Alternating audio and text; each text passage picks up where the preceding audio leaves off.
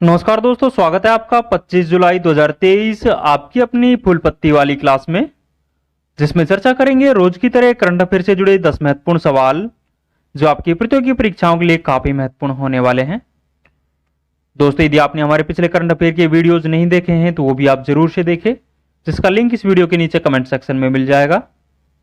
दोस्तों, आप वीडियो को लास्ट तक जरूर देखें।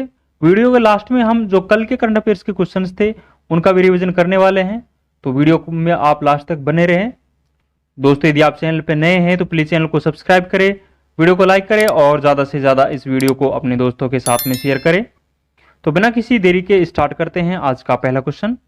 पहला क्वेश्चन है, रूस का SBER बैंक भारत में IT यूनिट कहाँ स्थापित करेगा? तो रूस का SBER बैंक है, ये भारत में अपनी IT यूनिट है, ये बेंगलुरु में स्थापित करने वाला है। इस IT यूनिट को स्थापित करने के पीछे जो प्रमुख उद्देश्य है वो नवाचार, रोजगार और विकास को बढ़ावा देने के लिए इस IT यूनिट को स्थापित किया जाएगा। यदि SBER बैंक के बारे में बात करें तो यह एक रूस का सेविंग बैंक है और इसकी स्थापना है जो साल 1841 में निकोलाई फर्स्ट के द्वारा इसकी स्थापना की जाती है। तो ये सारे महत्वपूर्ण पॉइंट्स आपको ध्यान रखने हैं। कुछ ललन टॉप बातें और ध्यान रखेंगे। IIT मद्रास का विदेश में कैंपस है जो तंजानिया देश के जंजीबार में स्थापित किया गया है और हाल ही में इसकी जो पहली महानिदेशक है वो प्रीति अगलायम को बनाया गया है। भारत की शीर्ष मूल्यवान कंपनी के बारे में बात करें तो रिलायंस है जो शीर्ष पर है, उसके बाद में HDFC बैंक है। भारत में राष्ट्रीयकृत पहली बैंक है जो RBI थी और 1 जनवरी 1948 को इसका राष्ट्रीयकरण हुआ था। इंपीरियल बैंक का निर्माण है जो bank of Madras, bank of Pune और बैंक ऑफ जो कोलकाता है, इनके विलय से साल 1921 में इंपीरियल बैंक का निर्माण होता है। तो ये भी आपको ध्यान रखना है और आपको कमेंट सेक्शन में बताना है कि हाल ही में IIT दिल्ली का जो ऑफशोर कैंपस है वो कहाँ स्थापित किया गया है। तो ये आपको कमेंट सेक्शन में बताना है। काम की बात में देखते हैं कि वर्ष 1969 में 14 बैंकों का राष्ट्रीयकरण किया गया था और साल 1980 में 6 बैंकों का राष्ट्रीयकरण किया गया था। तो ये भी आपको ध्यान रखना है। दोस्तों, आगे बढ़ने से पहले मैं आपको बता दूं, इन सभी 10 क्वेश्चंस की जो PDF है वो हमारे टेलीग्राम चैनल जीनेस टॉक पर मिल जाएगी, जिसका लिंक इस वीडियो के नीचे कमेंट सेक्शन में दिया हुआ है।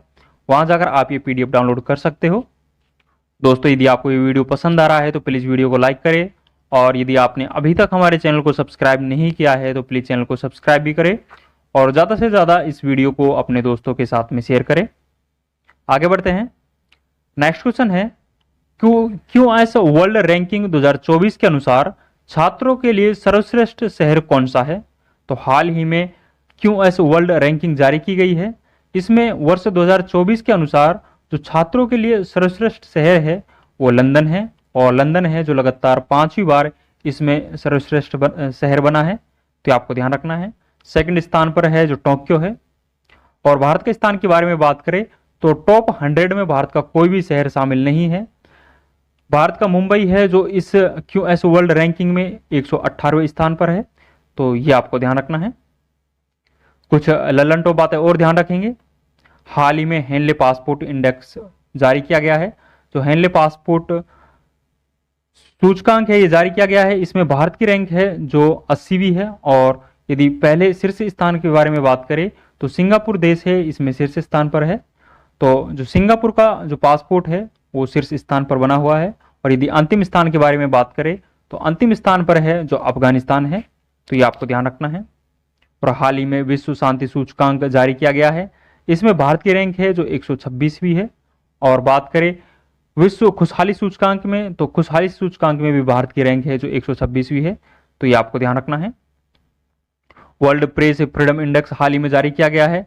इसमें भारत की रैंक है जो 161वीं है और वर्ल्ड प्रेस फ्रीडम इंडेक्स को रिपोर्टर्स विदाउट बॉर्डर के द्वारा जारी किया जाता है। लॉजिस्टिक परफॉर्मेंस इंडेक्स में भारत की रैंक है जो 38वीं है और इसे वर्ल्ड बैंक के द्वारा जारी किया जाता है।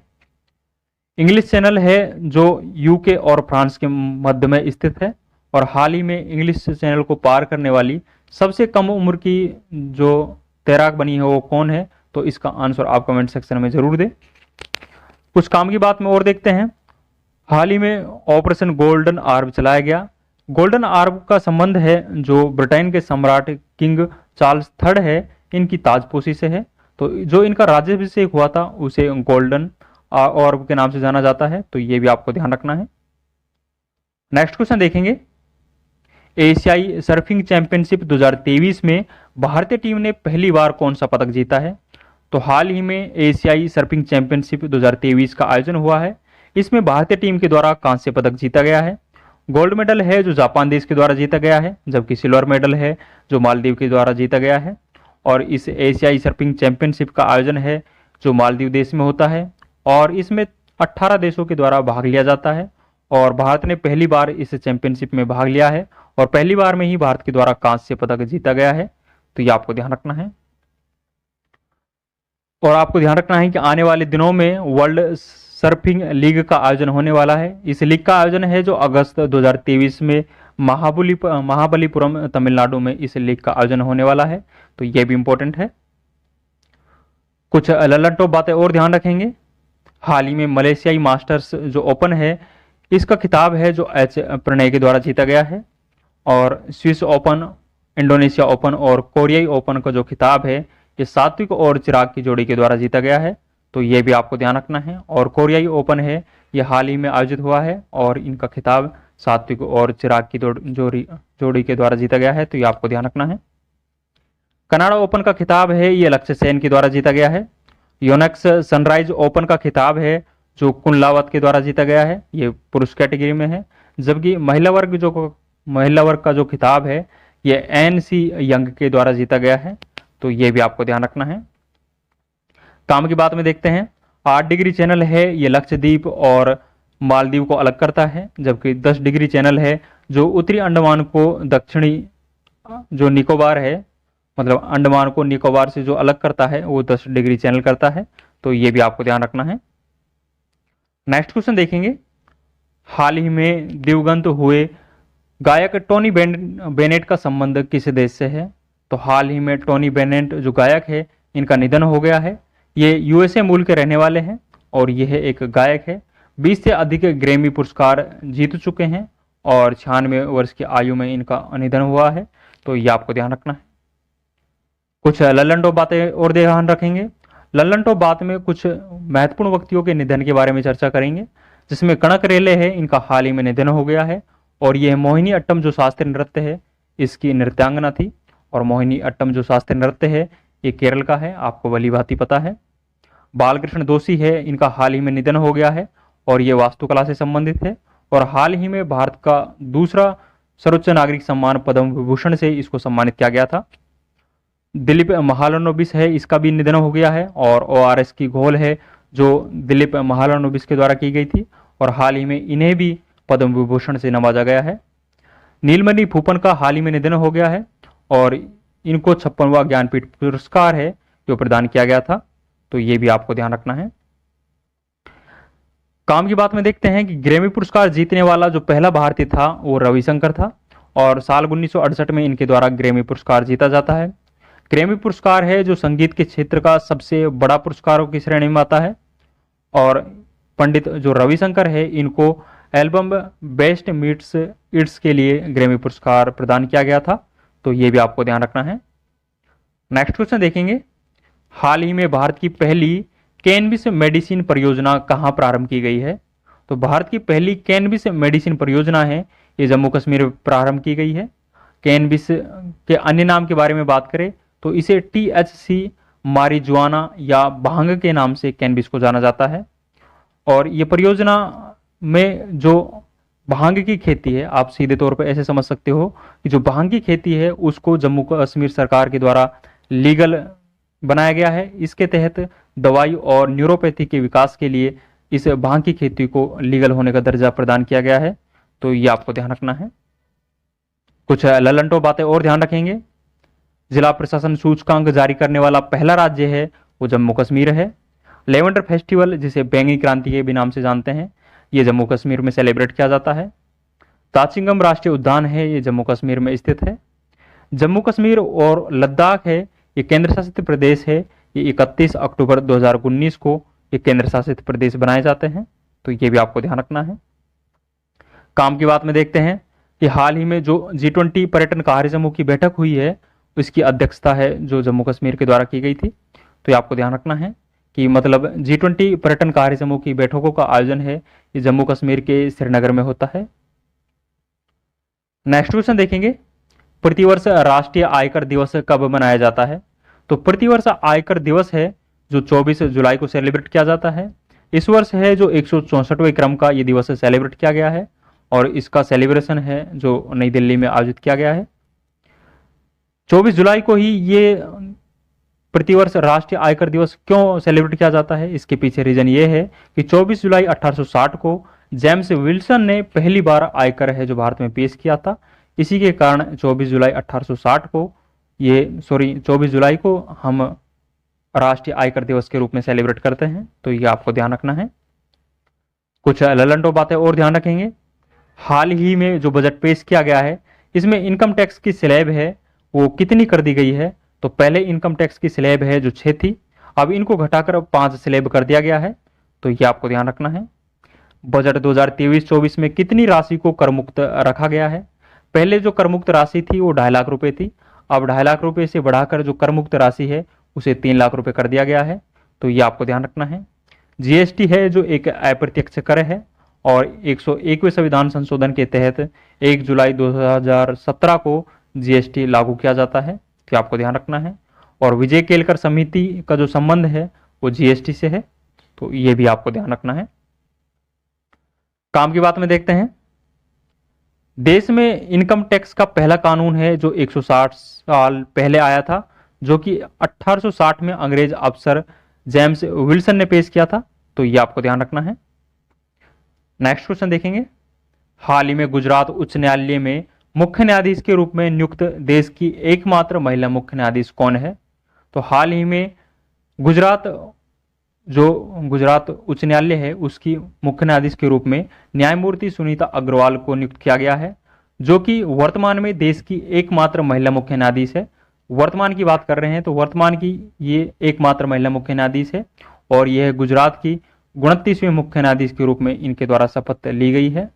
गुजरात की ये सेकंड नंबर की मुख्य न्यायाधीश बनी है और जो गुजरात की पहली महिला मुख्य न्यायाधीश थी वो सोनिया गोकानी थी, जो कि कार्यवाहक मुख्य न्यायाधीश थी। तो ये भी आपको ध्यान रखना है। आपको कंफ्यूज नहीं होना है कि कंफ्यूज इस तरह से नहीं होना है कि जो ये एकमात्र महिला मुख्य न्यायाधीश है ये हम वर्तमान की बात कर रहे हैं। तो वर्तमान में जो भारत की एकमात्र महिला मुख्य न्यायाधीश है वो न्यायमूर्ति सुनीता अग्रवाल है, जिसने हाल ही में गुजरात उच्च न्यायालय के रूप में शपथ ग्रहण की है। तो ये आपको ध्यान रखना है। कुछ ललंटो बातें और ध्यान रखेंगे। भारत के वर्तमान में जो मुख्य न्यायाधीश है वो DY चंद्रचूड़ है और 50वें क्रम के ये मुख्य न्यायाधीश है। और आपको कमेंट सेक्शन में आंसर देना है कि जो भारत के 49वें क्रम के मुख्य न्यायाधीश थे वो कौन थे। तो इसका आंसर आप कमेंट सेक्शन में जरूर दें।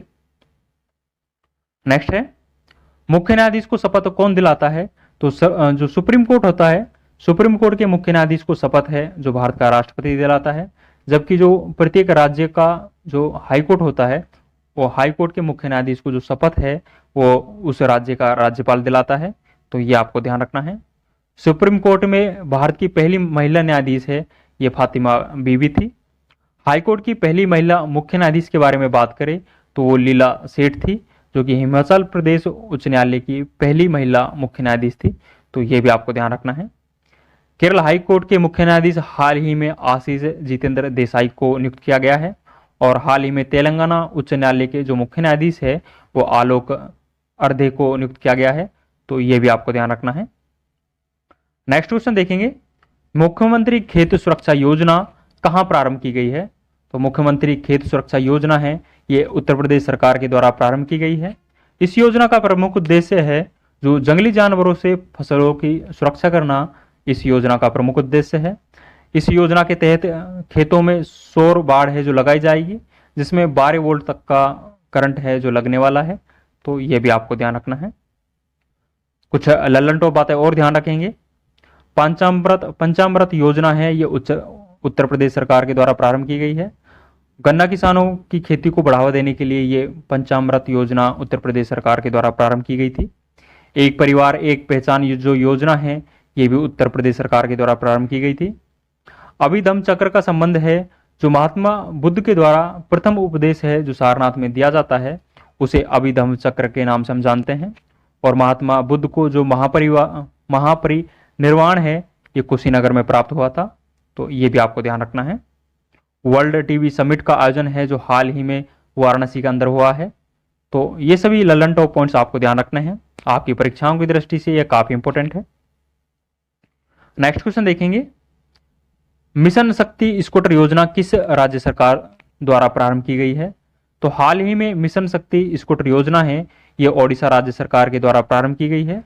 ओडिशा के वर्तमान मुख्यमंत्री के बारे में बात करें तो नवीन पटनायक जी है। और इस मिशन शक्ति स्कूटर योजना के तहत स्कूटर खरीदने के लिए ब्याज मुक्त बैंक है जो लोन देने वाला है। इसमें लाभार्थी को 1 लाख रुपए जो बैंक लोन है वो मुहैया कराई जाएगा और ये बैंक लोन है जो ब्याज मुक्त होगा, तो ये आपको ध्यान रखना है। कुछ ललन बातें और ध्यान रखते हैं। जनजाति खेल महोत्सव का आयोजन है जो हाल ही में भुवनेश्वर में आयोजित हुआ है। इकामारा परियोजना का संबंध है जो ओडिशा राज्य से है। इस परियोजना के तहत जो लिंगराज मंदिर है इसके पुनर्विकास के लिए यह परियोजना प्रारंभ की गई है।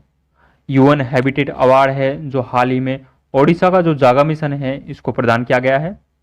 यदि कोणार्क मंदिर के बारे में बात करें तो कोणार्क मंदिर है जिसे ब्लैक पोगोडा के नाम से जानते हैं, ये ओडिशा में स्थित है और इसका निर्माण है जो गंगवंश के शासक नरसिंह देव फर्स्ट के द्वारा इसका निर्माण करवाया गया था, तो ये भी आपको ध्यान रखना है। काम की बात में देखते हैं, अशोक का जो 13वां शिलालेख था इसमें कलिंग युद्ध की जानकारी मिलती है जो कि 261 बीसी को लड़ा गया था।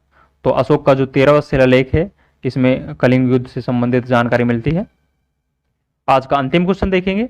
अंतिम क्वेश्चन है, देश का पहला कंस्ट्रक्शन इनोवेशन हब कहां स्थापित किया जाएगा? तो देश का पहला जो कंस्ट्रक्शन इनोवेशन हब है ये केरल में स्थापित किया जाएगा, तो ये आपको ध्यान रखना है। केरल की जो स्टार्टअप कंपनी है वो उसके द्वारा इसको प्रारंभ किया गया है और नवाचार को बढ़ावा देने के लिए ये इनोवेशन हब है जो प्रारंभ किया गया है, तो ये आपको ध्यान रखना है। कुछ ललन टॉप बातें और ध्यान रखेंगे। हाल ही में श्री अन्न उत्कृष्टता केंद्र है जो हैदराबाद में स्थापित किया गया है। ऑनलाइन गेमिंग उत्कृष्टता केंद्र है ये शिलोंग मेघालय में स्थापित किया गया है। के फोन परियोजना है ये केरल राज्य के द्वारा प्रारंभ की गई है। आईएनएस विक्रांत को कोच्चि से लॉन्च किया गया था और यह भारत का पहला स्वदेशी विमान वाहक पोत था, तो ये भी आपको ध्यान रखना है। काम की बात में देखते हैं केरल के लोक नृत्य के बारे में। केरल के जो लोक नृत्य है उसमें कथकली, ओडम, मोनियट्टम, कालियट्टम और पादयानी है जो केरल के लोक नृत्य है।